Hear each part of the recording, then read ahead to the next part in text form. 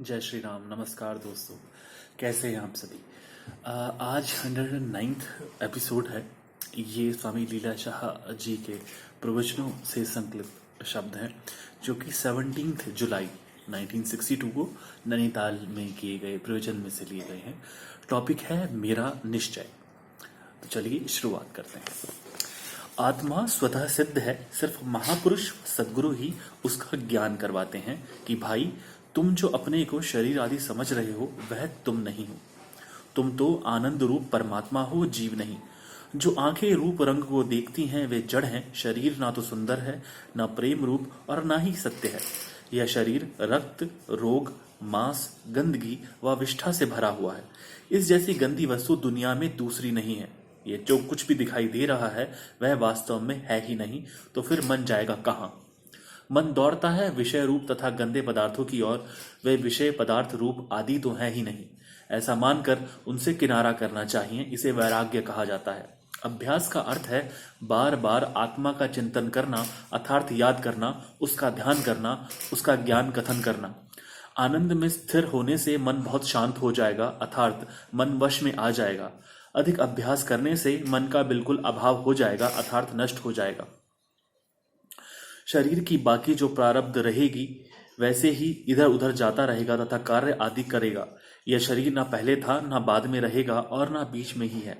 सिर्फ सच्चिदानंद ही सच्चिदानंद है। ज्ञानियों, सत्पुरुषों तथा मेरा यही निश्चय है तथा तुम भी यही निश्चय रखो कि सच्चिदानंद ही सच्चिदानंद, सब कुछ मैं ही हूं, दूसरा कुछ नहीं।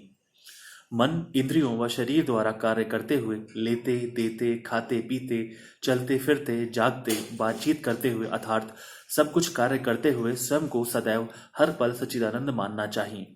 बस फिर तो बेड़ा पार हो जाएगा। पांचों उंगलियां घी में तुम्हारा कार्य पूर्ण हो जाएगा। दूसरा कुछ न पहले था, न बाद में रहेगा और न बीच में। सिर्फ एक तू सच्चिदानंद स्वरूप पहले भी था, अब भी हो तथा बाद में भी रहोगे, यह कहना भी ठीक नहीं लगता। जब तक सच्चिदानंद ही सच्चिदानंद है तो फिर तुलना किससे की जाए।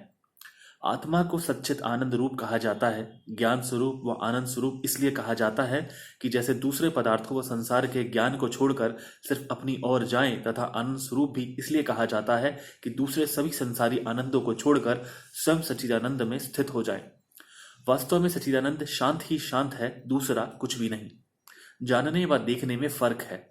जानकारी के द्वारा ही आंखें इस संसार के दृश्य को देखती हैं। आंखें जड़ हैं, उन्हें अपनी कोई सत्ता नहीं है। जो सत्ता है वह मेरी जान है। फिर सच्चिदानंद स्वरूप सब में सत्ता, भानता या अस्थि, भांति व प्रिय व्यापक किस में हुए। अस्थि, भांति व प्रिय तो पदार्थों व देश काल के लिए कहा गया है। अतः देश काल, पदार्थ आदि तो बने ही नहीं है, तो फिर अस्थि, भांति, प्रिय किस में हुए। जब दूसरा कुछ होवे तब कहा जाए। दूसरा कुछ भी नहीं है, सिर्फ एक सच्चिदानंद ही सच्चिदानंद मेरे जिगर की जान है। सदैव अपने सच्चिदानंद में स्थित रहना चाहिए, जो कि सदैव स्वयं में ही स्थित है। मैंने आपको इतनी जो आत्मचिंतन की बातें बताई हैं वे समझ में आई हैं? है थोड़ी बात, सिर्फ समझ में आनी चाहिए। फिर भी समझ में नहीं आ पा रही थी। फिर काफी समय के बाद संतों के संग में सत्शास्त्रों के विचार से मालूम पड़ गई। अतः आप भी संतों की संगत किया करें तथा सत्शास्त्रों का मनन करते रहें। पंचीकरण बार बार खूब पढ़कर समझकर फिर योग वशिष्ठ पढ़ो तो अधिक समझ में आ जाएगा। जिज्ञासु को बार बार निश्चय करना चाहिए कि मैं अवश्य मोक्ष प्राप्त करूंगा। बस बार बार यही एक इच्छा करनी चाहिए।